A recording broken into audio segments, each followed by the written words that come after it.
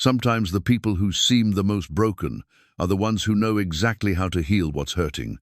Life has a way of bringing the right person into your world just when you need them most. When Cassidy Quinn caught a dust-covered drifter near her prized stallion, she yelled at him to get away. But when he touched the wild horse and it went perfectly still, she froze. This mysterious cowboy knew something about horses that even she didn't understand. What she didn't know was that Jesse had once been the most gifted horse trainer in 3 states before he lost everything in a fire and disappeared. Now he was back, and he would change her ranch and her heart in ways she never expected. But what happened in Jesse's past that made him disappear from the world he once ruled? Before we jump back in, tell us where you're tuning in from, and if this story touches you, make sure you're subscribed, because tomorrow I've saved something extra special for you. The brass ranch bell that hung from the weathered oak post had called men to work on the Twin Cross Ranch for 3 generations.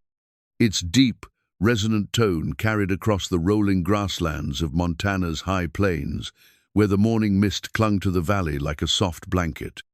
Cassidy Quinn stood on the wraparound porch of the main house, her weathered hands wrapped around a steaming cup of coffee, listening to that familiar sound echo through the crisp dawn air.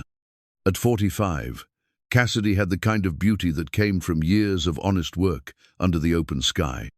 Her auburn hair, streaked with premature silver, was always pulled back in a practical bun, and her green eyes held the depth of someone who had seen both triumph and loss.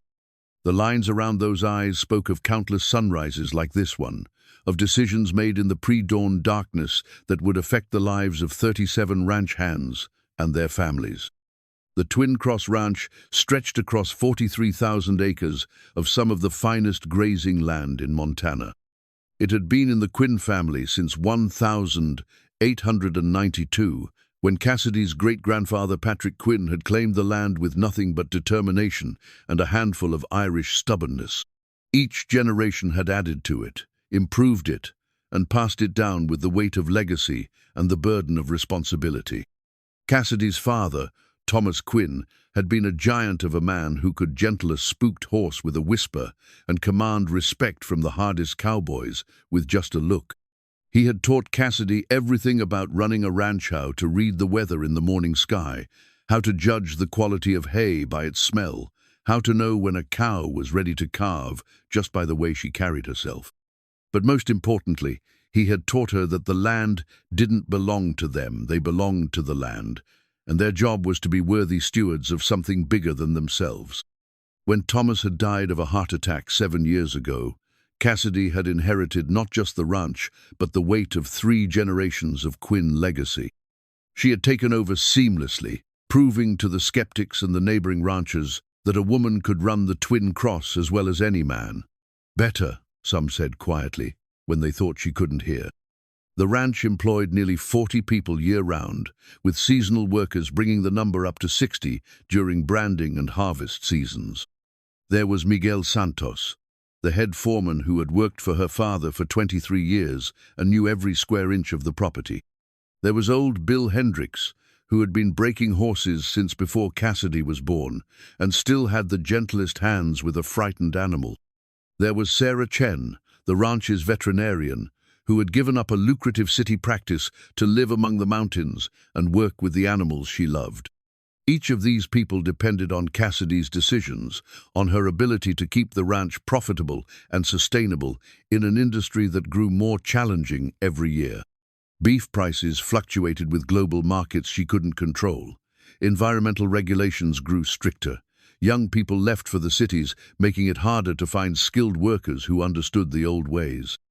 But the hardest part wasn't the business challenges, it was the loneliness.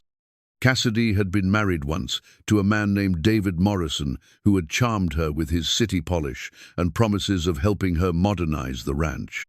That marriage had lasted 3 years before David decided that ranch life was too harsh, too isolated, too far from the cultural amenities he missed from Denver. He had left on a Thursday morning in October, taking half of their savings and leaving behind only a note explaining that he couldn't live in what he called the middle of nowhere. Since then, Cassidy had poured herself into the ranch with single-minded determination. She had been courted by several local menth banker in town, a neighboring rancher, even the veterinarian from Billings who came out for the difficult cases. But none of them had stirred anything in her beyond polite interest. She had begun to think that perhaps she was meant to be alone, that the ranch was enough, that the Quinn legacy would end with her. The morning when Jessie Morn first appeared on the Twin Cross Ranch had started like any other.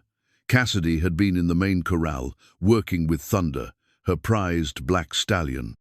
Thunder was a magnificent animal, 17, hands high, with a coat that gleamed like polished obsidian in the sunlight. He had been her father's horse, and after Thomas died, Thunder had become almost wild with grief. He would let Cassidy handle him, but barely tolerated anyone else. 3 ranch hands had quit rather than work with him, and even Miguel approached the stallion with obvious caution. Cassidy had been trying to get a new bridle on Thunder when she noticed the stranger. He was standing by the fence, maybe 30 yards away, just watching. He was tall and lean, with the kind of weathered look that came from years of outdoor work. His clothes were clean but worn faded jeans, a blue work shirt, and boots that had seen better days. A dusty hat sat low on his head, casting shadows across his face. "Can I help you?" Cassidy had called out, not stopping her work with Thunder. The man had touched the brim of his hat in a gesture that spoke of old-fashioned manners. "Looking for work, ma'am? Heard you might be hiring for the season." That was when Thunder had done something unprecedented. The stallion, who barely tolerated Miguel and shied away from everyone else, had walked directly to the fence where the stranger stood. The horse had stretched his neck over the rail, nickering softly, as if greeting an old friend. Cassidy had watched in amazement as the man reached out and stroked Thunder's neck with easy familiarity. The horse, who had been skittish and difficult all morning, suddenly stood perfectly still, his eyes half closed in contentment. "That's not possible," Cassidy had whispered to herself. But it was happening right in front of her. This dusty stranger had accomplished in seconds what she had been struggling to do all morning. Thunder was calm, relaxed, completely at ease with a man he had never seen before. "What's your name?" Cassidy had asked, walking closer to the fence. "Jessie Morn, ma'am." There was something about the way he said it, quiet, respectful, but with an underlying confidence that spoke of a man who knew his worth. His voice had the rough edge of someone who didn't talk much, but when he did, people listened. "You have experience with horses, Mr. Morn?"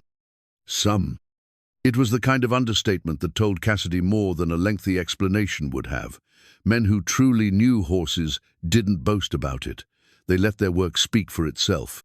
"Miguel," Cassidy had called to her foreman, who was watching the scene with obvious curiosity. "Set Mr. Morn up with the others. We'll give him a trial period." That had been 3 weeks ago, and Jessie Morn had proven to be unlike any ranch hand Cassidy had ever employed. He worked with a quiet efficiency that impressed even the most experienced cowboys. He was always the first to arrive in the morning and the last to leave at night. He never complained, never caused trouble, and had a way with the horses that bordered on the supernatural. But it was more than his skill that intrigued Cassidy. There was something about Jessie's sadness in his dark eyes, a carefulness in the way he moved, as if he was carrying some invisible weight. He was polite to everyone, helpful when needed, but he kept to himself. While the other ranch hands gathered around the bunkhouse in the evenings, sharing stories and playing cards, Jessie would sit alone on the porch, whittling small pieces of wood with a pocket knife. Cassidy found herself watching him more than she should.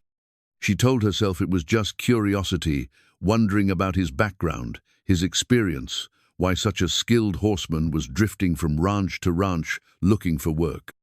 But if she was honest with herself, it was more than that. There was something about Jessie Morn that stirred feelings she had thought were long buried. The brass bell rang again, calling her back to the present. Branding season was approaching, and there was work to be done. Cassidy finished her coffee and headed toward the corral, where she could already see Jessie working with a young mare that had been giving everyone trouble. As she watched him work, moving with the kind of quiet confidence that came from years of experience, Cassidy couldn't shake the feeling that Jessie Morn was more than he appeared to be. There was something in the way he handled the horses, something in the careful way he spoke, that suggested a man with a story to tell. She just hoped that when she finally heard that story, it wouldn't break her heart. The photograph fell from Jesse's shirt pocket when he bent to retrieve a dropped horseshoe. It landed face up in the dust of the barn floor, and Cassidy saw it before Jesse could snatch it away. The image was faded but clear, enough. Younger Jesse standing beside a magnificent chestnut stallion, both man and horse gleaming with championship ribbons. Behind them stood a ranch that rivaled the Twin Cross in its grandeur, with white-painted fences stretching to the horizon and a sign that read, "Morn Valley Ranch Premier Horse Training." Jesse's face went pale as he quickly pocketed the photograph, but the damage was done. Cassidy had seen enough to know that the quiet drifter working her ranch was someone else entirely. "We need to talk," she said quietly, her voice carrying the authority that came with years of commanding respect. "My office, now." Jesse followed her across the yard to the main house, his shoulders rigid with tension. The ranch office was a comfortable room lined with ledgers and photographs, spanning 3 generations of Quinn family history. Cassidy gestured to a leather chair across from her desk, but Jesse remained standing. "Sit down, Mr. Morn. Or should I say, Mr. Jesse Morn, of Morn Valley Ranch."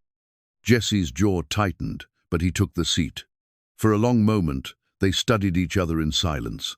Finally, Cassidy leaned back in her chair. "I've heard of Morn Valley Ranch. My father used to speak of it, said it was one of the finest horse training operations in the country. Won the national championship 3 years running, if I remember correctly." 4 years, Jesse corrected quietly.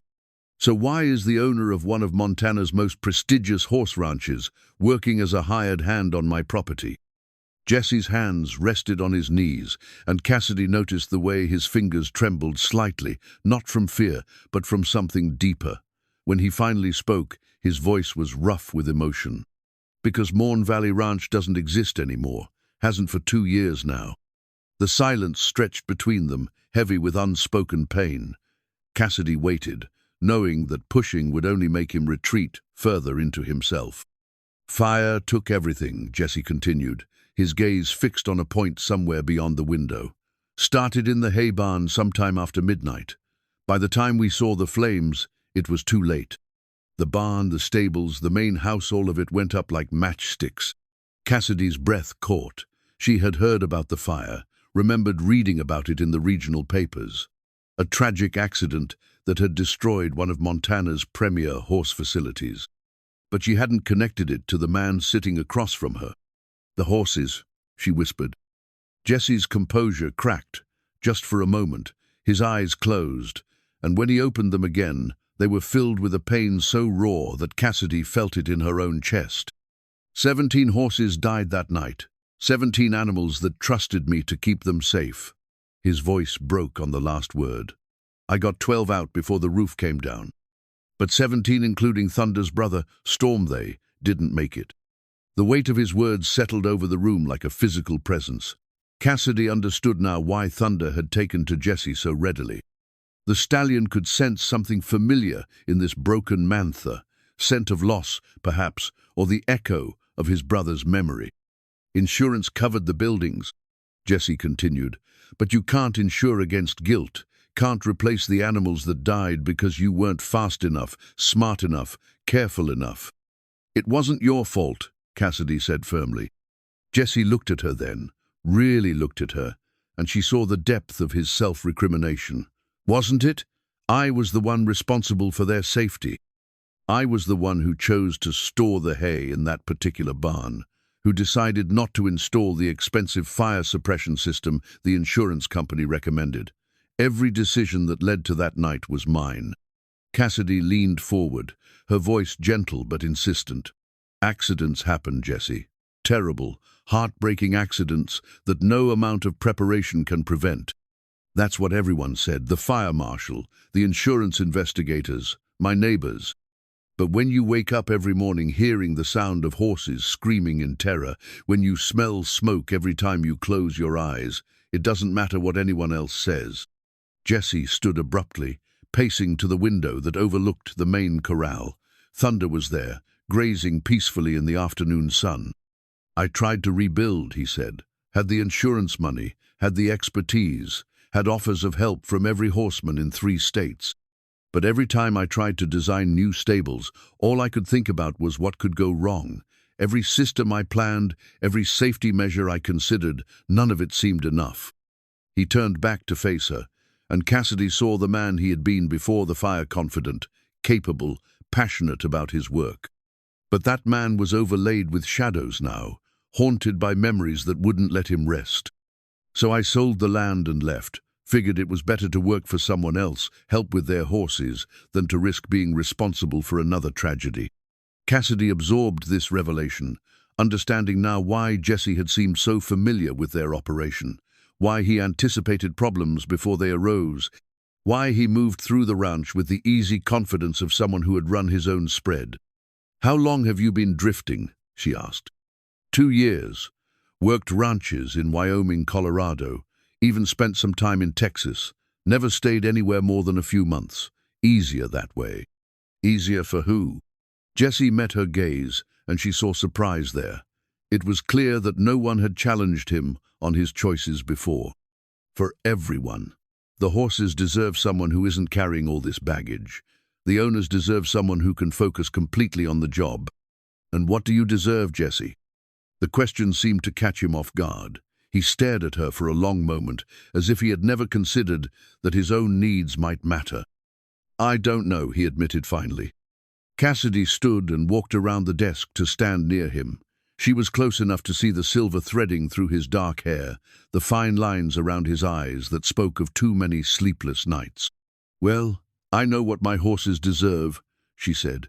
"They deserve the best trainer I can find, and from what I've seen these past 3 weeks, that's you." Jesse shook his head. "You don't understand. I'm not the man I used to be."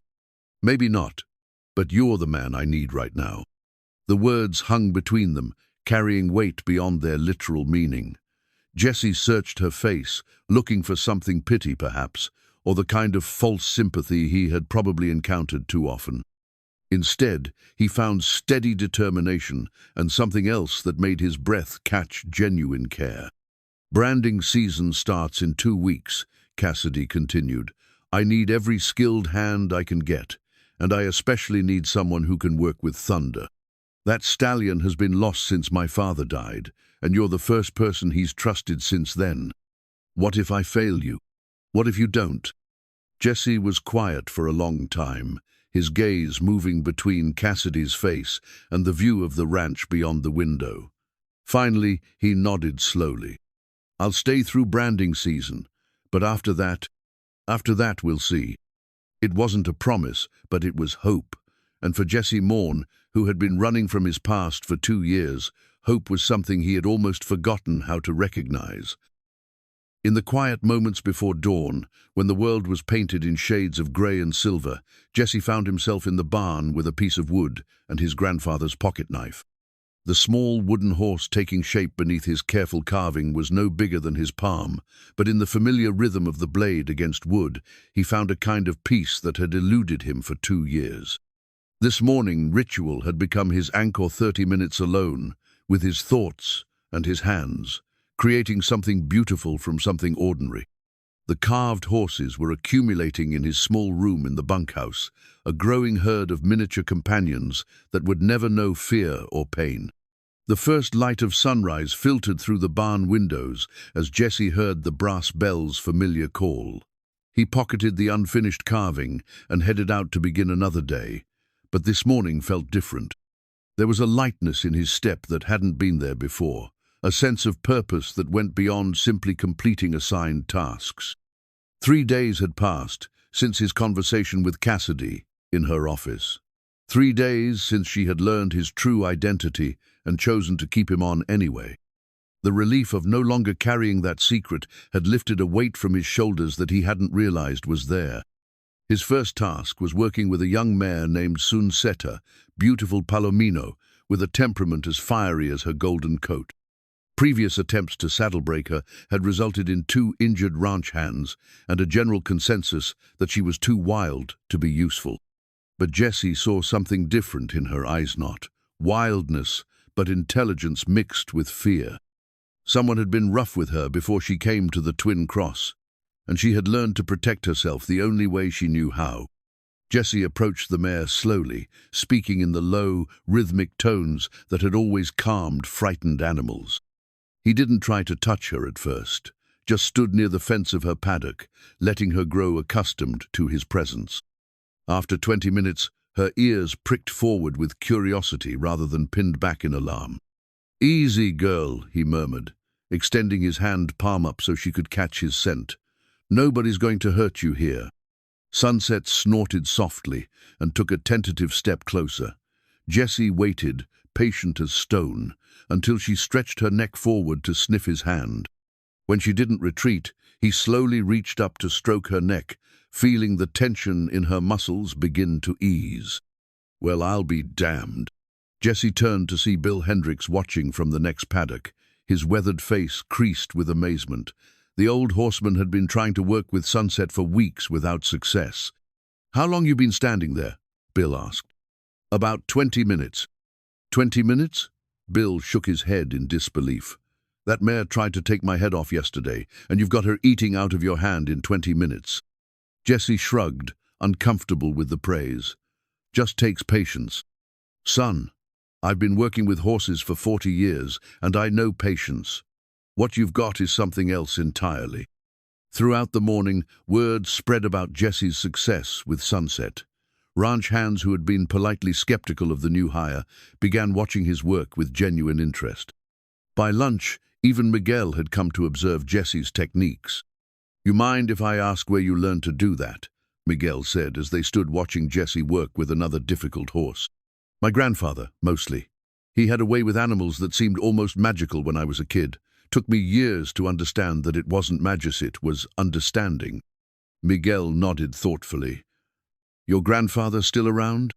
"Passed when I was 17, but he taught me that every animal has a story, and if you listen carefully enough, they'll tell you what they need."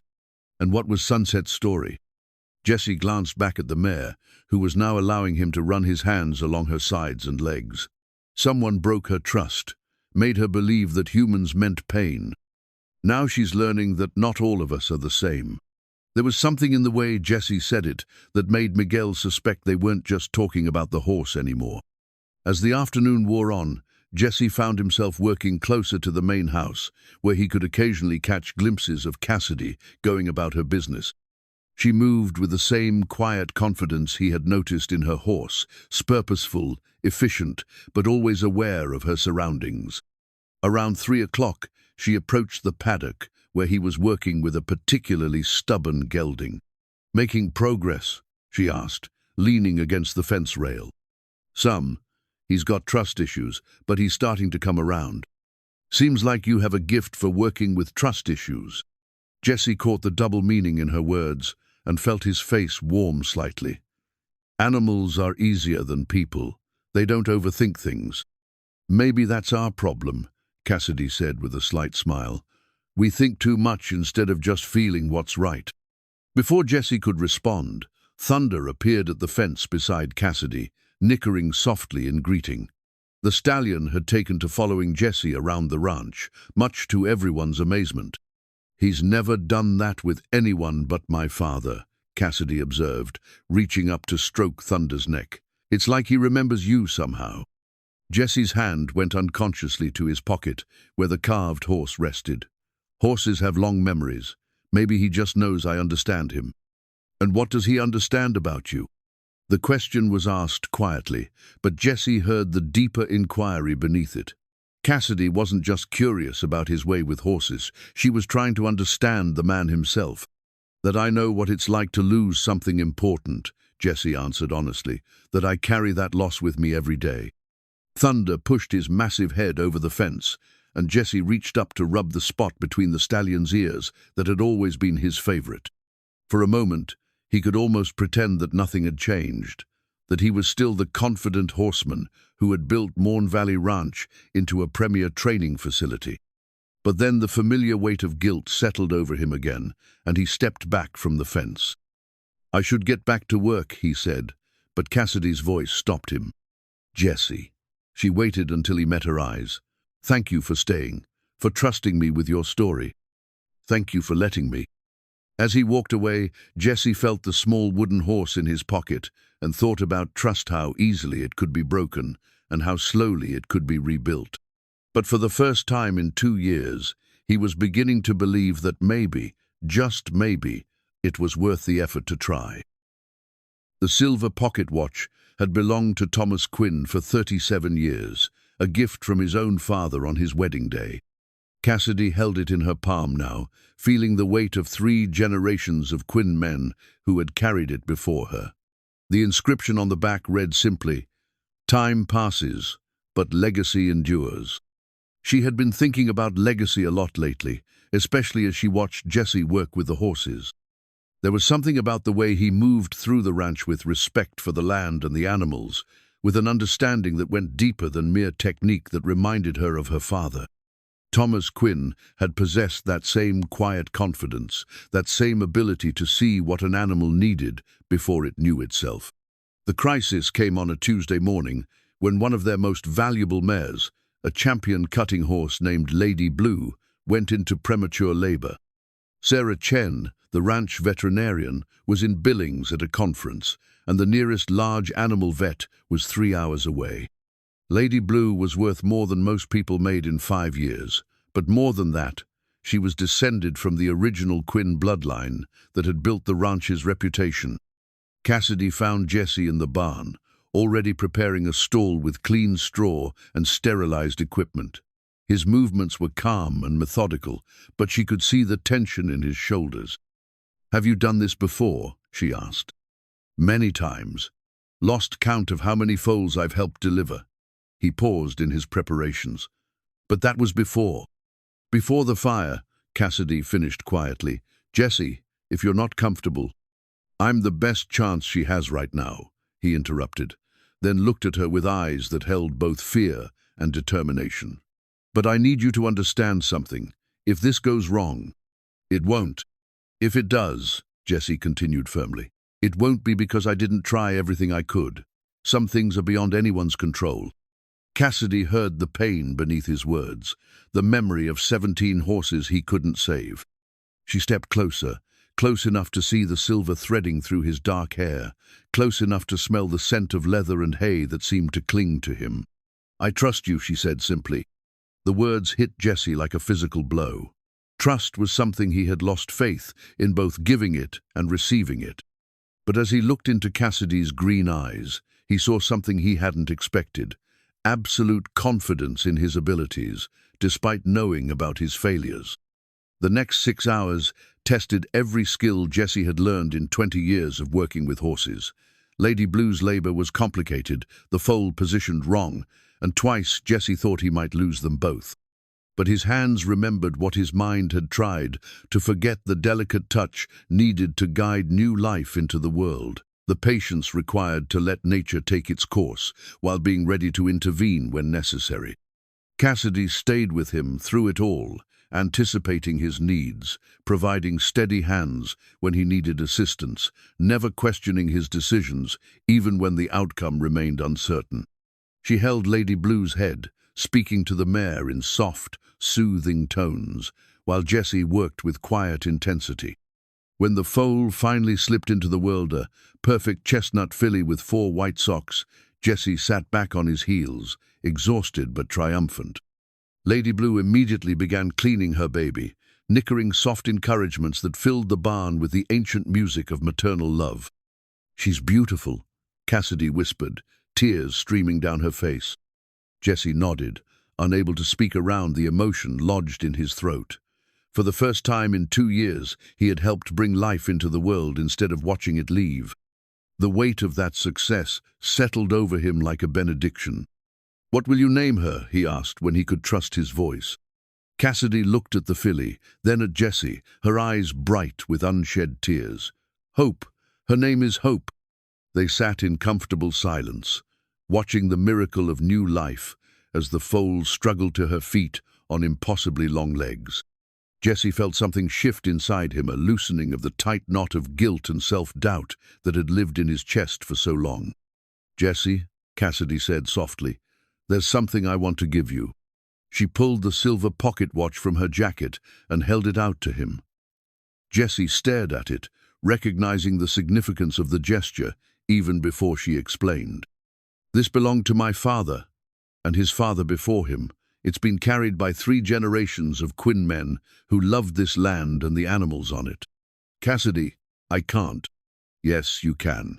Her voice was firm but gentle. "You've earned it. The way you just saved Lady Blue and her foal, the way you've brought Thunder back to life, the way you understand what this place means, my father would have respected that." Jessie took the watch with trembling hands, feeling the smooth weight of it, the warmth it retained from Cassidy's palm. When he opened it, he saw that it was still keeping perfect time. "Time passes, but legacy endures," Cassidy quoted from memory. "That's what's engraved on the back. I hope that you're going to be part of that legacy." The words hung between them, heavy with meaning that went far beyond employer and employee. Jessie looked up from the watch to find Cassidy watching him with an expression that made his heart skip. "I don't know if I'm ready for that kind of responsibility," he admitted. "Nobody ever feels ready, but sometimes life doesn't ask if you're ready, it just asks if you're willing." Before Jessie could respond, the barn door opened and Miguel appeared, his face creased with concern. "How's Lady Blue?" he asked anxiously. "Mother and foal are doing fine," Cassidy replied, her voice warm with satisfaction. "Jessie worked a miracle." Miguel's expression shifted to one of deep respect as he looked at Jessie. "Heard it was touch and go for a while." Jessie shrugged, uncomfortable with the praise. "Just did what needed doing." But as Miguel spread the word throughout the ranch, Jessie found himself being treated differently by the other hands. The polite acceptance he had earned through weeks of hard work had transformed into genuine respect. Men who had worked the Twin Cross for decades were now seeking his opinion on their own horses, asking for advice about training techniques, treating him not as a hired hand, but as an expert. That evening, as Jessie sat on the bunkhouse porch, carving another wooden horse, he felt the pocket watch ticking steadily in his shirt pocket. For the first time since the fire, he allowed himself to imagine a future that extended beyond the next ranch, the next temporary job. Maybe, just maybe, he was ready to stop running. The championship ribbon was faded blue silk, frayed at the edges from years of being carefully folded and unfolded. Jessie discovered it in the bottom of his duffel bag while searching for a clean shirt, and for a moment he just stared at it. Montana State Horse Training Championship, first place, Jessie Morn and Thunder's Pride. The date stamped on the ribbon was 5 years ago, back when Morn Valley Ranch was at its peak and Jessie's reputation stretched across 3 states. He had forgotten he still carried it, this remnant of his former life. His fingers traced the faded lettering as memories flooded back the sound of the crowd, the feel of Thunder's Pride beneath him as they moved through their routine with perfect synchronization. The weight of the trophy as it was placed in his hands. He had been confident then, certain of his abilities, sure that success would continue indefinitely. Knock, knock. Jessie looked up to find Cassidy standing in the doorway of his small room, holding 2 cups of coffee. She glanced at the ribbon in his hands, and he saw recognition flicker across her face. "Mind if I come in?" Jessie nodded, quickly stuffing the ribbon back into his bag. But Cassidy had already seen it, and when she settled into the room's single chair, her expression was thoughtful. "The Montana State Championship," she said quietly. "I remember reading about that competition. You and Thunder's Pride were flawless." "That was a long time ago." 5 years isn't that long." Cassidy sipped her coffee, studying Jessie's face. "There's going to be a regional competition in Billings next month. Local ranchers, some professional trainers, nothing as big as the state championship, but—" "No." Jessie's response was immediate and firm. "Just hear me out." "I said no, Cassidy." The sharpness in his voice surprised them both. Jessie ran a hand through his hair, trying to calm the sudden spike of anxiety that had shot through him at the mention of competition. "I'm sorry," he said more quietly. "I didn't mean to snap at you, but I can't do that anymore." "Why not?" The simple question hung in the air between them. Jesse stood and walked to the small window that looked out over the main pasture, where Thunder was grazing in the afternoon sunlight. Because what if I fail? What if I get out there and freeze up, or make a mistake that costs someone their horse? What if? What if you don't? Jesse turned to look at her, this woman who seemed determined to push him beyond his comfort zone. It's not that simple, isn't it? Cassidy set down her coffee cup and leaned forward. Jesse, I've watched you work for weeks now. I've seen what you can do with horses that other people have given up on. You have a gift that shouldn't be wasted. I had a gift, Jesse corrected. Past tense. The fire changed everything. The fire took your ranch and your horses, but it didn't take your ability. That's still there. I see it every day. Jesse was quiet for a long moment, his gaze moving between Cassidy's earnest face and the ribbon that peeked out from his bag. Finally, he spoke, his voice barely above a whisper. Do you know what the worst part of the fire was? It wasn't losing the buildings or even the horses, though God knows that was horrible enough. It was losing the certainty that I knew what I was doing. For 20 years, I had believed that I understood horses better than almost anyone. And then in one night, 17 animals died because I wasn't good enough, smart enough, careful enough to prevent it. Cassidy stood and moved to stand beside him at the window. She was close enough that he could smell her perfume, something light and floral that reminded him of spring mornings. Jesse, look at me. When he met her eyes, she continued with quiet intensity. Those horses didn't die because you weren't good enough. They died because sometimes terrible things happen despite our best efforts. You saved 12 horses that night. 12 animals are alive today because of your skill and courage. But 17. You can't save everyone, Cassidy said firmly. Not horses, not people, not even yourself sometimes. But that doesn't mean you stop trying. Jesse felt the truth of her words like a physical weight in his chest.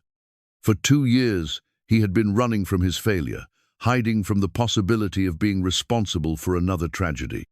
But in doing so, he had also been running from the possibility of success, of redemption, of becoming whole again. The competition in Billings, he said slowly. What would I ride? A smile spread across Cassidy's face. Thunder, if you're willing. He trusts you in a way he hasn't trusted anyone since my father died. The idea of riding Thunder in competition sent a mixture of excitement and terror through Jesse's veins. The stallion was magnificent, but he was also unpredictable, prone to sudden mood changes that could turn a perfect routine into a disaster. He's not a trained competition horse, Jesse pointed out. No, but he's got natural ability, and more importantly, he's got a connection with you. Sometimes that matters more than years of training. Jesse walked back to his bag and pulled out the faded ribbon, holding it up to the light. The silk caught the afternoon sun, and for a moment it looked almost new again. I haven't competed in 5 years, he said. I know. I might embarrass myself, embarrass you and the ranch. Or you might remember who you really are. Jesse looked at Cassidy, this remarkable woman who believed in him more than he believed in himself. There was something in her eyes that went beyond employer concern or even friendship, something that made his heart beat faster and his carefully constructed walls begin to crumble. If I do this, he said carefully, it's not going to be the same man who won that championship 5 years ago. I'm different now. Maybe that's not a bad thing. Maybe the man you are now has something the old Jesse didn't have. What's that? Humility, perspective, the knowledge that every moment in the saddle is a gift, not a guarantee. Jesse nodded slowly, feeling something shift inside him, a door opening that had been firmly shut for 2 years. The thought of competition still terrified him, but for the first time, the terror was mixed with something else, anticipation. All right, he said finally. I'll think about it. Cassidy's smile was radiant. That's all I ask. As she left his room, Jesse sat on his narrow bed holding the championship ribbon. Outside his window, Thunder lifted his head from grazing and looked directly at him, as if the stallion could sense the change in the air. Maybe it was time to stop hiding from who he used to be and start discovering who he might become. The legal documents arrived on a Thursday morning. delivered by a courier who seemed apologetic about disturbing the ranch's peaceful routine. Cassidy signed for the thick envelope, noting the return address from a law firm in Bozeman. She found Jesse in the training paddock, working with a young colt that had been giving everyone trouble. "This came for you," she said, holding out the envelope. Jesse's hands stilled on the colt's lead rope. Very few people knew where to find him, and legal correspondence was never good news. He took the envelope with obvious reluctance, and Cassidy saw his face pale as he read the return address. "I'll leave you to it," she said quietly, but Jesse shook his head. "Stay, please." He opened the envelope with careful precision, as if trying to delay whatever news it contained. Inside were property deeds, land surveys, and a formal letter from the law firm. Jesse's hands trembled slightly as he read, and Cassidy watched his expression cycle through surprise, pain, and something that might have been hope. "What is it?" she asked gently. Jesse looked up from the papers, his dark eyes filled with an emotion she couldn't quite identify. "My ranch, the land where Morn Valley used to be, it's going up for sale." The words hung between them like a challenge. Cassidy felt her heart sink, though she tried to keep her expression neutral. This was what she had been afraid of, that Jesse would eventually want to return to his old life, leaving the Twin Cross and her behind. "The bank foreclosed 2 years ago, after the insurance settlement," Jesse continued, his voice steady but distant. "I knew it would happen eventually. I just didn't think—" He trailed off, staring at the deed as if it held secrets he had forgotten.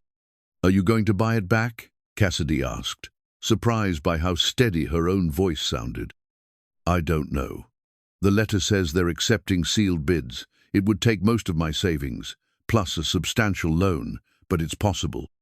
Jesse folded the papers carefully and slipped them back into the envelope. The colt, sensing the tension, shifted restlessly at the end of his lead rope. "I need to think," Jesse said. "This changes everything." That evening, Cassidy found herself pacing her office, unable to concentrate on the ranch's financial reports. Through the window, she could see Jesse sitting on the bunkhouse porch, the legal envelope beside him on the wooden chair. He had been there for hours, motionless as a statue, staring out at the horizon where the mountains met the darkening sky. The thought of losing him created an ache in her chest that surprised her with its intensity. Over the past months, Jesse had become more than just an exceptional ranch hand. He had become the person she looked forward to seeing each morning, the one whose opinion she valued above all others, the man who made her feel things she had thought were safely buried with her failed marriage. But more than her own feelings, she understood what returning to his land might mean for Jesse. It could be his chance at redemption, his opportunity to face his demons and rebuild what the fire had taken from him.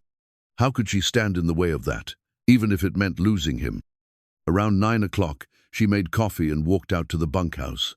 Jesse looked up as she approached, and she saw exhaustion in every line of his face. "Thought you might need this," she said, handing him a steaming mug. "Thanks." Jesse accepted the coffee gratefully, wrapping his hands around the warm ceramic. "I've been trying to figure out what I want, and I keep coming up empty." Cassidy settled into the chair beside him, careful not to disturb the legal papers. "What does your gut tell you?" Jesse was quiet for so long that Cassidy wondered if he was going to answer. When he finally spoke, his voice was barely above a whisper. "That I'm scared. Scared of going back, scared of staying, scared of making the wrong choice again. There's no shame in being scared. Some of the bravest people I know are the ones who do what needs doing despite being terrified." Jesse turned to look at her, his dark eyes searching her face in the porch light. "What would you do if you were me?" The question caught Cassidy off guard. She had been so focused on trying to appear supportive, on hiding her own feelings about the situation, that she hadn't prepared for direct honesty. "I would be terrified of losing what I had found here," she said finally.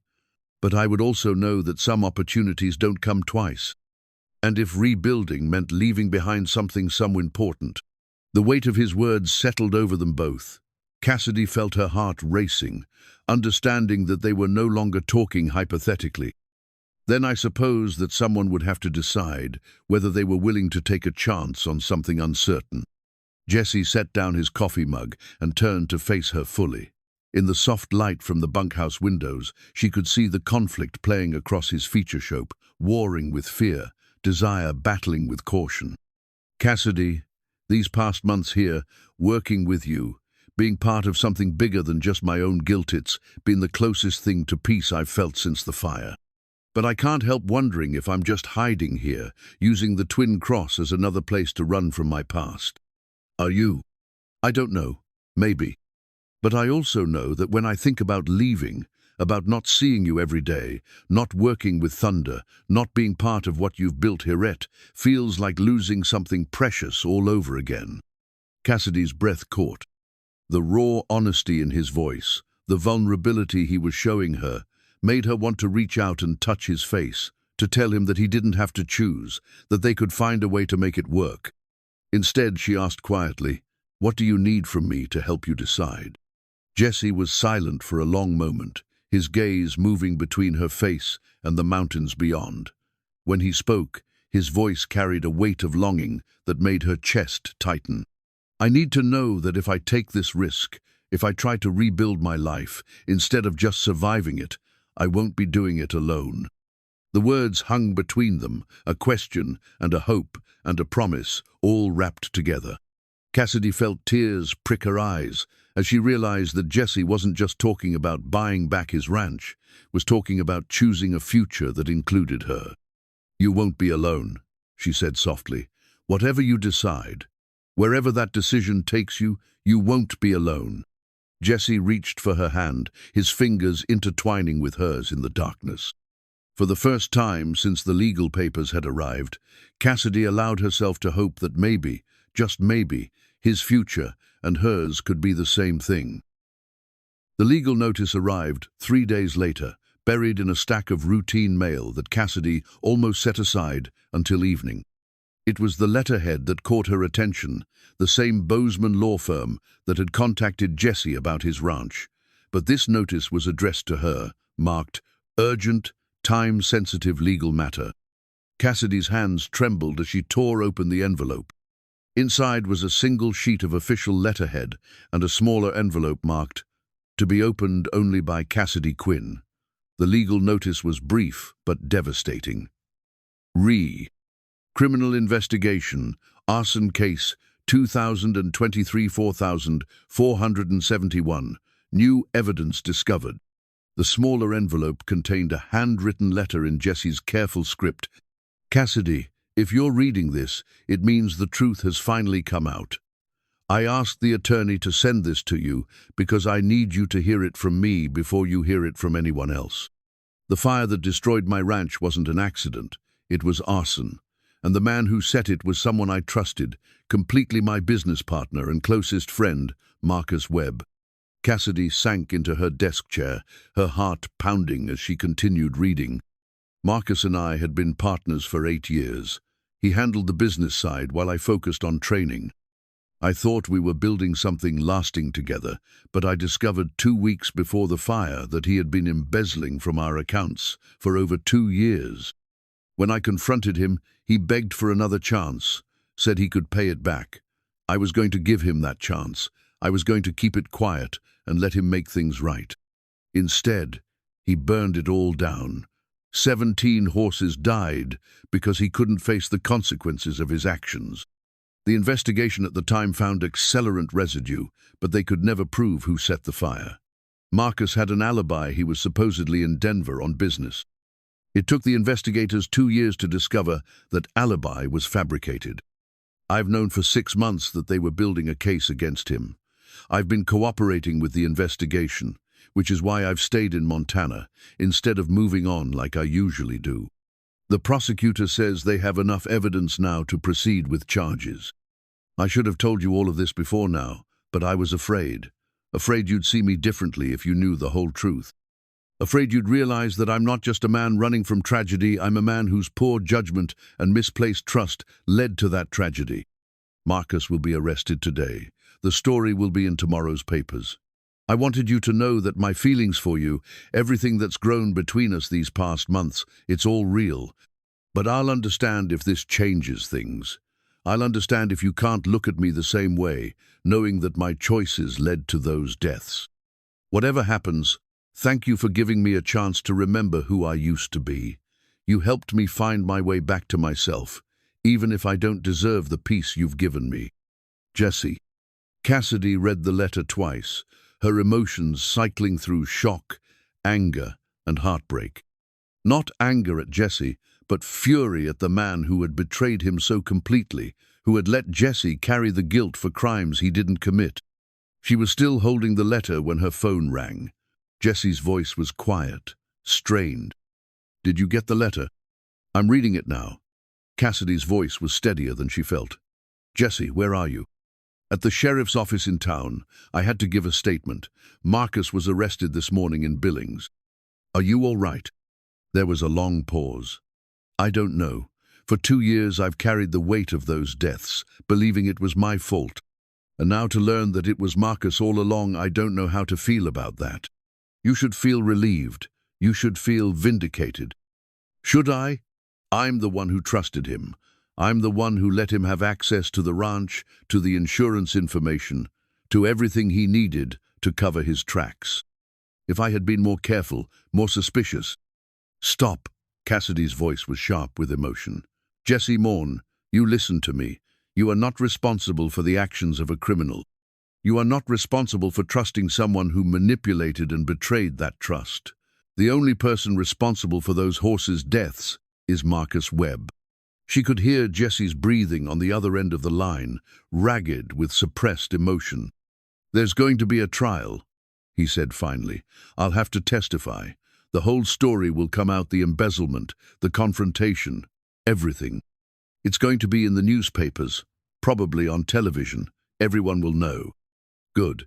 Everyone should know the truth. Cassidy, this is going to reflect on the ranch, on you. People will talk. They'll say you harbored a man involved in a criminal case." "Let them talk." Cassidy's voice was fierce with protective anger. "You were the victim, not the criminal, and anyone who suggests otherwise will have to deal with me." Another long silence. Then Jesse's voice, so quiet she almost missed it. "I was so afraid you'd blame me. The only thing I blame you for is not telling me sooner. You've been carrying this alone for months when you should have trusted me with the truth." "I know. I was a coward." "No, you were scared. There's a difference." Cassidy looked out her office window toward the bunkhouse, wishing Jesse was there so she could see his face. "When will you be home?" The word slipped out before she could stop it, but she didn't regret it, because that's what the Twin Cross had become for Jesse Home, and she was determined to help him see that. "They want me to stay in town tonight in case they need more information, but I'll be back tomorrow." "Jesse." Cassidy took a deep breath, knowing that what she said next would define their future. "This doesn't change anything between us. If anything, it makes me admire your strength even more. You survived an unimaginable betrayal and still found the courage to trust again, to open your heart again. That's not weakness, that's the strongest thing a person can do." When Jesse spoke again, his voice was thick with emotion. "I love you, Cassidy. I should have said it before, but I was afraid I didn't deserve to feel that way about someone like you." Tears ran down Cassidy's cheeks as she smiled. "I love you too, and you deserve every good thing this world has to offer, even knowing the whole truth. Especially knowing the whole truth." After they hung up, Cassidy sat in her office as the sun set behind the mountains, thinking about truth and trust, and the courage it took to love someone completely. Jesse had been afraid that the revelation about Marcus would change how she saw him, but he was wrong. If anything, knowing the full extent of what he had survived only deepened her respect for the man he had become. Tomorrow, Jesse would come home to the Twin Cross. There would be difficult days ahead, a trial, media attention, the painful process of watching his betrayer face justice. But they would face it together, and in facing it, Jesse would finally be free of the guilt he had carried for 2 years. The brass ranch bell rang in the distance, calling the hands in for the evening. Cassidy smiled through her tears. thinking about how that bell had rung through joy and sorrow, triumph and tragedy, calling the faithful home to the place where they belonged. Tomorrow it would ring for Jesse too. The handwritten letter lay on Jesse's small desk in the bunkhouse, 3 pages of careful script that had taken him 2 hours to write and rewrite.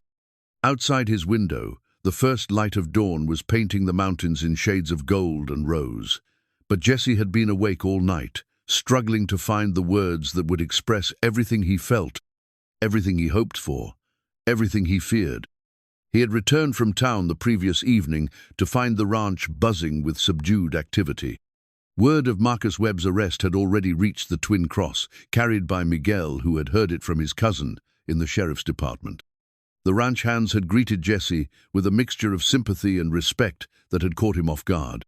These men and women who had worked alongside him for months now saw him not as a drifter running from his past, but as a victim of betrayal who had shown remarkable courage in rebuilding his life. But it was Cassidy's reaction that had shaken him most. When she had met him at the main house, she hadn't offered sympathy or pity. Instead, she had pulled him into her arms and held him with a fierce protectiveness that had nearly broken his carefully maintained composure. "You're home," she had whispered against his shoulder. "You're safe, and you're home." Now, as he read through the letter one final time, Jesse tried to capture on paper what those words had meant to him. How could he explain that for 2 years he had been a ghost, moving through life without truly living? How could he describe the way Cassidy had brought him back to himself, not through grand gestures, but through daily acts of faith, trusting him with her horses, her ranch, her heart? The letter began simply, "My dearest Cassidy," but from there, Jesse had poured out everything, his gratitude for her unwavering support, his amazement at finding love when he had thought himself incapable of feeling it again, his determination to build a future worthy of the faith she had shown in him. Most importantly, he had written about his decision regarding the ranch. After days of wrestling with the choice, the answer had become clear the moment he heard Cassidy say, "You're home."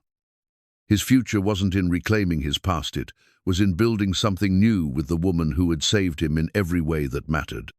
Jesse folded the letter carefully and slipped it into an envelope with Cassidy's name written across the front. He would give it to her after the morning's work was done, after he had completed one final task that had been weighing on his mind since his conversation with the prosecutor.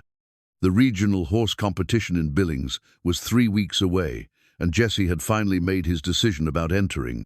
Not because he needed to prove himself to anyone else, but because he needed to prove to himself that he could face a crowd, perform under pressure, and trust in his abilities without the weight of guilt crushing him.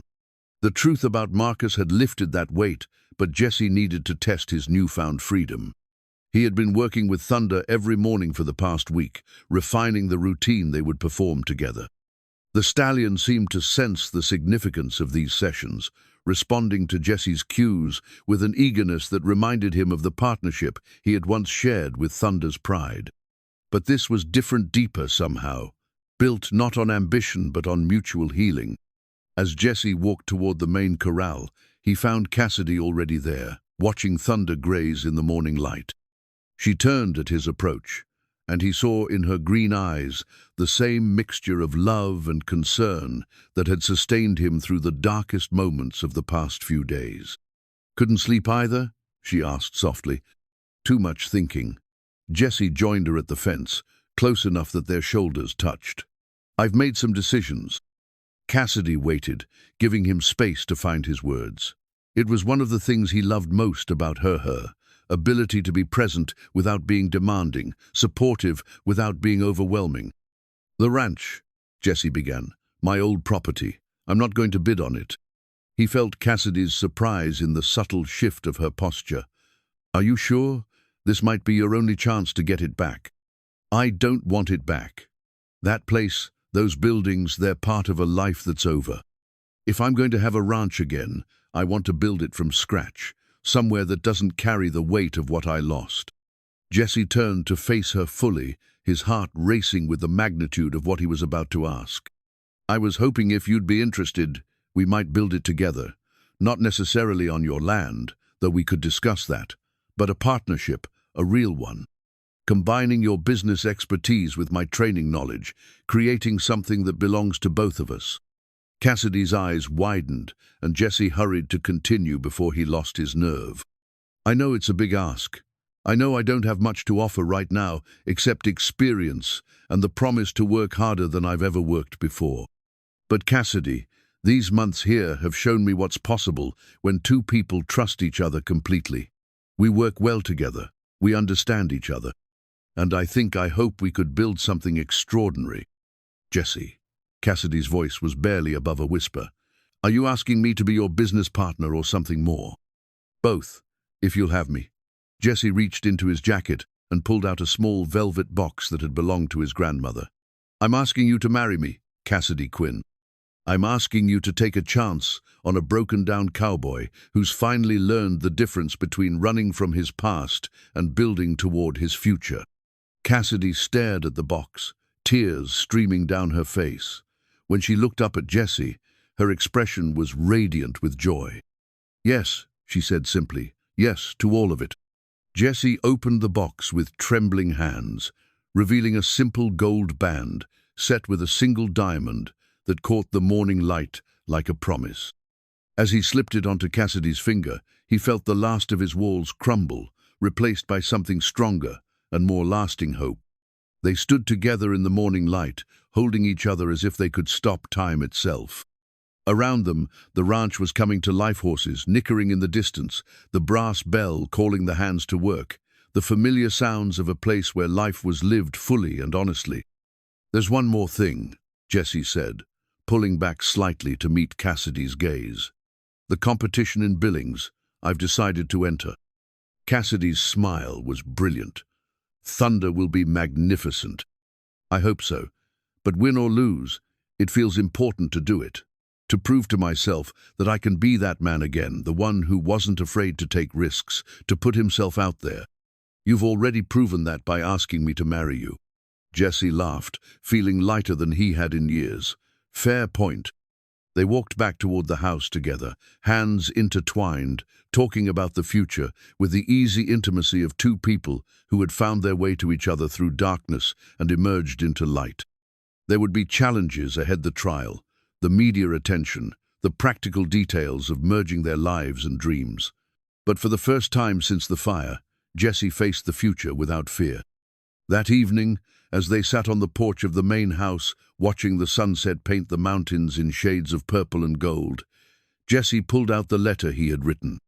He handed it to Cassidy without explanation, watching her face as she read his attempt to capture in words what she meant to him. When she finished, Cassidy carefully folded the pages and looked at him with eyes that held the promise of forever. "You write beautifully," she said, "but you know what I love most about this letter?" "What's that?" "It's not a goodbye. For the first time, you're writing about staying." Jesse nodded, understanding the profound truth in her observation.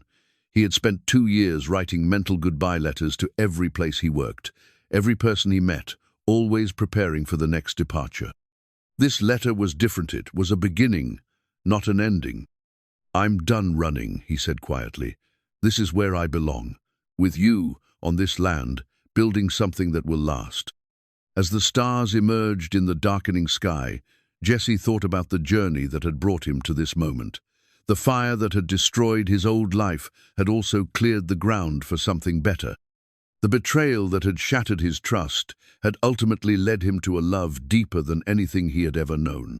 Tomorrow would bring new challenges, but tonight, sitting beside the woman he loved in the place they would call home, Jesse Morn was exactly where he was meant to be.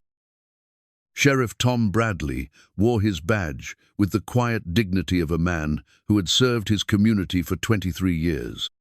He stood beside Jesse in the hallway outside the courthouse in Billings, the polished silver star on his chest, catching the fluorescent lights as they waited for the prosecutor to call them into the witness room. "You ready for this?" Sheriff Bradley asked, his weathered face creased with concern. Jesse nodded, though his hands trembled slightly as he straightened his tie. Cassidy had driven up with him that morning, and knowing she was sitting in the courtroom waiting for him gave him strength he didn't know he possessed. 2 years I've been waiting for this moment, Jesse said quietly. 2 years of carrying the guilt for what happened to those horses. I need to look Marcus in the eye and hear him admit what he did. The courthouse was packed with reporters, horse enthusiasts, and members of the local ranching community who had followed the case. Jesse had been amazed by the outpouring of support letters from fellow horsemen, calls from old clients, even a statement from the Montana Horse Breeders Association condemning Marcus's actions and expressing their faith in Jesse's integrity. When the bailiff called his name, Jesse walked into the courtroom with his shoulders straight and his head high. He saw Marcus immediately, sitting at the defendant's table in an expensive suit that couldn't hide the hollow look in his eyes. The man who had once been Jesse's closest friend looked older, grayer, diminished by the weight of his crimes. Marcus looked up as Jesse approached the witness stand, and for a moment their eyes met. Jesse saw no defiance there, no angeringly, a broken resignation that might have been regret. The prosecutor, a sharp-eyed woman named Linda Morrison, guided Jesse through his testimony with professional efficiency. He recounted the discovery of the embezzlement, the confrontation with Marcus, the promise to give him a chance to make things right. "Mr. Morn," Miss Morrison said, "in your own words, tell the court about the night of the fire." Jesse's voice was steady as he described that terrible night, the smell of smoke, the sound of terrified horses, the desperate race against time to save as many animals as possible. When he spoke about the 17 horses that died, his voice broke slightly, but he continued. "I blamed myself for 2 years, Jesse said, looking directly at the jury. I thought I had failed them, that I wasn't good enough, fast enough, careful enough to save them all. I carried that guilt every single day, believing that their deaths were my fault. And now that you know the truth about how the fire started..." Jesse turned to look at Marcus, who was staring down at his hands, unable to meet Jesse's gaze. "Now I know that those horses died because of one man's greed and cowardice. They died because Marcus Webb chose to destroy everything rather than face the consequences of his theft." The defense attorney's cross-examination was brief but pointed. He tried to suggest that Jesse bore some responsibility for not detecting the embezzlement sooner, for trusting Marcus with access to the ranch's financial records. But Jesse's answers were clear and unflinching.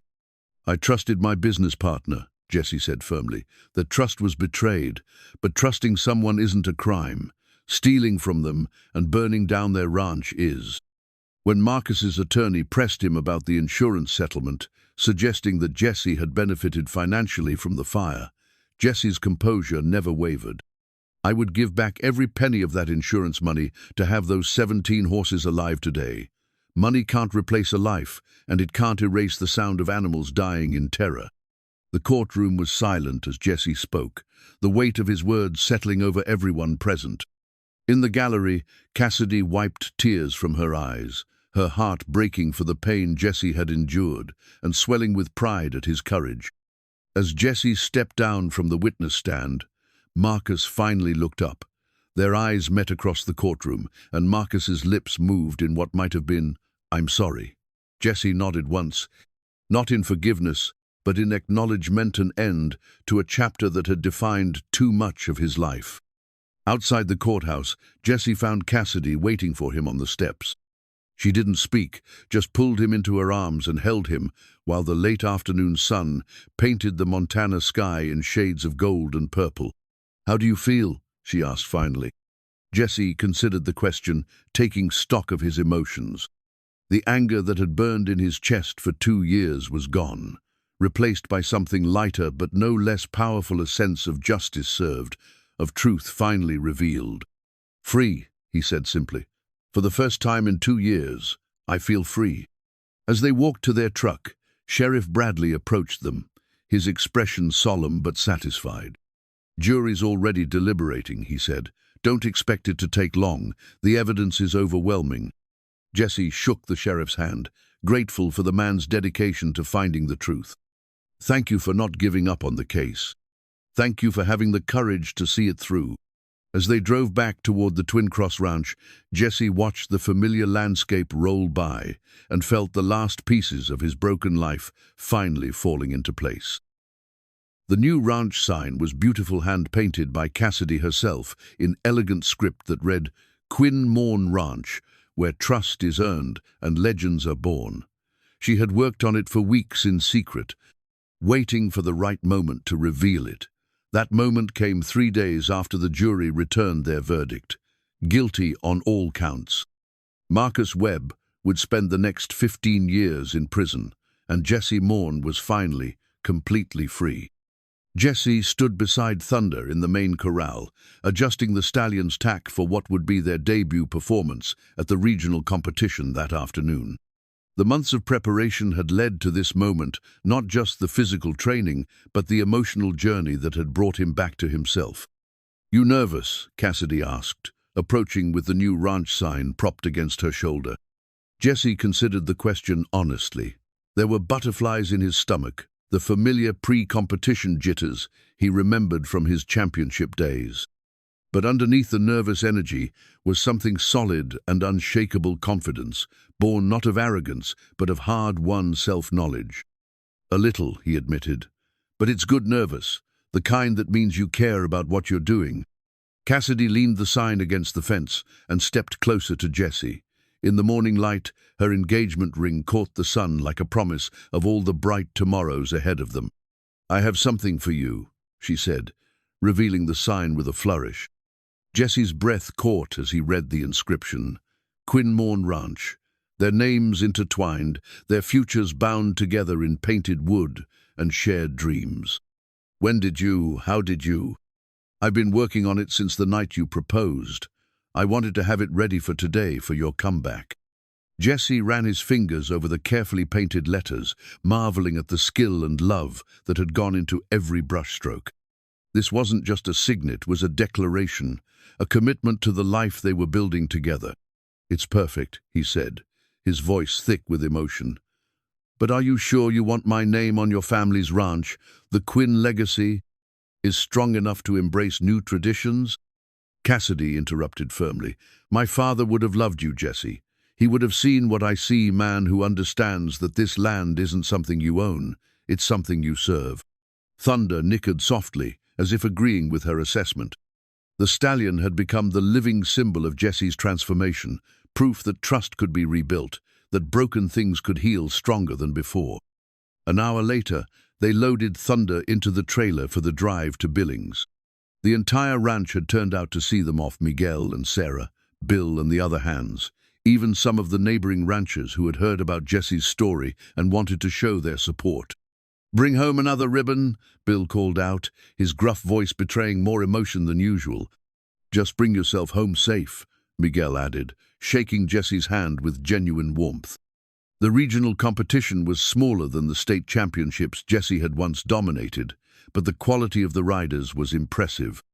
As he walked Thunder around the warm-up arena, Jesse recognized several faces from his past competitors who had respected his abilities, fellow horsemen who had been shocked by his disappearance from the circuit. "Jesse Morn?" A voice behind him made him turn. It was Tom Richardson, a trainer from Wyoming who had been one of Jesse's fiercest but most respectful competitors. "I heard you were back. Good to see you, man." They shook hands, and Jesse saw genuine pleasure in Tom's eyes. Word of the trial had spread through the horse community, and the vindication of Jesse's reputation had been swift and complete. "Heard about what happened with your partner," Tom continued. "I'm sorry you went through that, but I'm glad the truth came out. The sport needs good horsemen like you." As their number was called, Jesse led Thunder into the main arena. The crowd was smaller than what he was used to, but he could see Cassidy in the front row, her face glowing with pride and love. Beside her sat Sheriff Bradley, who had driven down to watch Jesse's return to competition. Jesse mounted Thunder and felt the familiar surge of connection between horse and rider. They moved through their routine with fluid precision, a dance of trust and skill that spoke to years of shared understanding.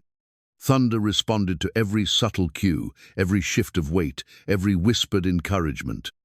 As they completed their final sequence, the crowd erupted in applause. Jesse dismounted and looked up at Cassidy, who was on her feet cheering, tears streaming down her face.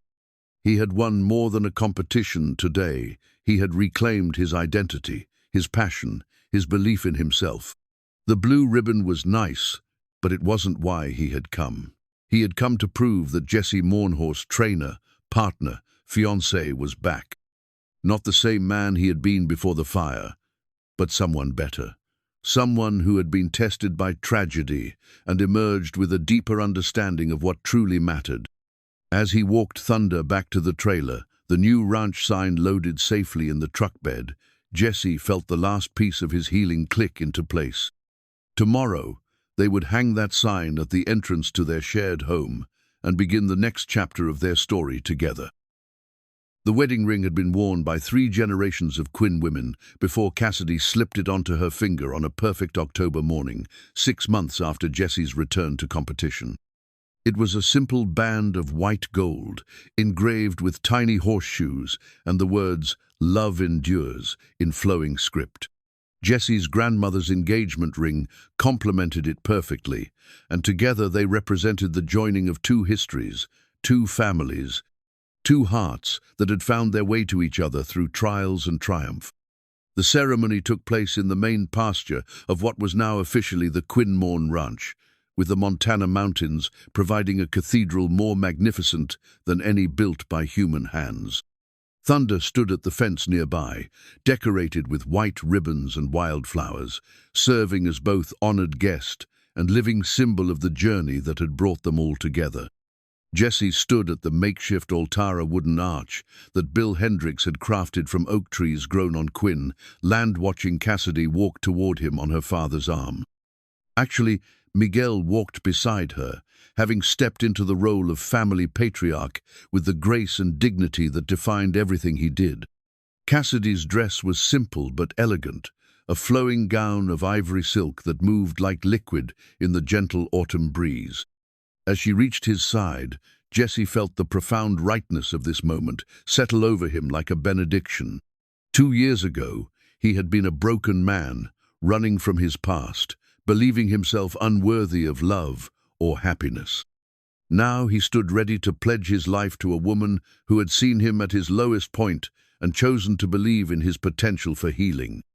"Dearly beloved," began Pastor Matthews, an elderly man who had served the local ranching community for 40 years.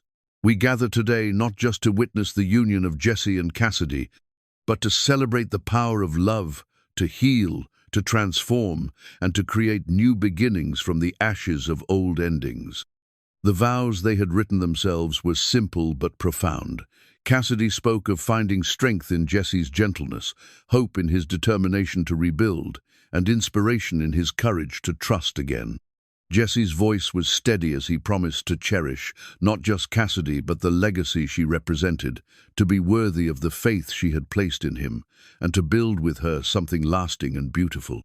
When they exchanged rings, Jesse thought of all the hands that had worn these symbols of commitment before them. Cassidy's grandmother and great-grandmother, women who had loved and lost and endured with the kind of strength that built lasting legacies. He was humbled to become part of that tradition, to add his own chapter to the story of love on this land. The reception was held in the main barn, transformed for the occasion with thousands of white lights and autumn flowers. Ranch hands from the Twin Cross mingled with Jesse's old clients who had traveled from across the region to celebrate his return to the horse community. Sheriff Bradley was there, as was the prosecutor who had secured Marcus Webb's conviction. Even Tom Richardson had driven up from Wyoming with his family. As Jesse and Cassidy shared their first dance to an old country ballad about second chances and finding home, Jesse marveled at how full his life had become. The dance floor was surrounded by people who had become family, not just blood relations, but the chosen family of shared work and mutual respect that defined ranch life. "Happy?" Cassidy asked, as they swayed together in the soft light. "More than I thought possible," Jesse replied honestly. "A year ago, I couldn't have imagined this, any of this. And now?" Jesse looked around the barn at the faces of the people they loved, then back at his wife's radiant smile. "Now I can't imagine anything else." Later, as the last guests departed and the cleanup was finished, Jesse and Cassidy stood on the porch of their home, the main house, where Cassidy had grown up. now filled with Jesse's carved horses and the photographs of their life together. The brass ranch bell hung silent in the moonlight, its work done for another day. "I have something for you," Cassidy said, producing a small wrapped package. Inside was a pocket watchknot, her father's, which Jesse still carried, but a new one engraved with their wedding date and the words, "Quinn Morn Ranch, where love endures." It was silver like Thomas Quinn's, but distinctly their own, a symbol of the new traditions they were creating together. "For our children to carry someday," Cassidy said softly. The words filled Jesse with a warmth that started in his chest and spread through his entire being. Children. A family to raise on this land, new generations to carry forward the legacy of trust and love that defined the Quinn Morn Ranch. "Our children," he repeated, tasting the words like a prayer. As they stood together under the vast Montana sky, Jesse thought about the journey that had brought them to this moment. The fire that had seemed like an ending had actually been a beginning, not just of his life with Cassidy, but of his understanding of what really mattered. Success wasn't measured in championships or acreage or bank accounts. It was measured in the depth of love shared, the trust built between two people, and the legacy left for those who would come after.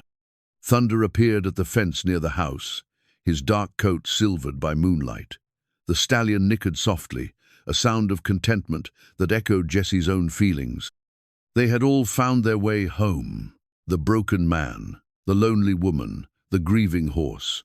Together, they had created something stronger than any of them could have achieved alone.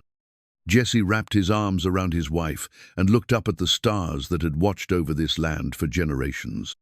Tomorrow would bring new challenges, new opportunities, new chapters in the story they were writing together. But tonight, in the quiet peace of the ranch they had built with love and trust, Jesse Morn was exactly where he belonged.